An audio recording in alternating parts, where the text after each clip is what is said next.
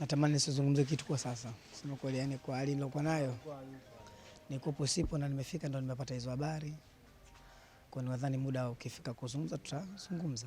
Lakini kwa sasa tunaangalia namna gani tu kuokoa ugali wa vijana. Unajua hii sehemu sio kwa ajili ya Barnaba tu. Vijana wengi wanafanya kazi, takriban vijana 20 hapa kwa 21. Na tukichanganya na timu za watu wa bendi takriban tuko 40. Kwa hiyo kuna muda utafika rasmi tutazungumza. Na tuko namna ambavyo mmeitikia, ambavyo mnatusupport. Ni janga la industry kwa ujumla. Mlango wa entertainment unajumuisha watu wengi. Kwa nadhani muda ukifika tutazungumza. Muda ukifika tutazungumza. Naomba kwa sasa niwashukuru kwa kweli kusema kweli. Najua nyinyi ndugu zangu kwenye entertainment mnaelewa hopes nilionayo. Namna ambavyo pain nilionayo. Kwa hiyo nadhani ngoja tuangalie mustakabali wengine, uchunguzi wa polisi pia wanaendelea kuchunguza kupata taarifa zao za awali.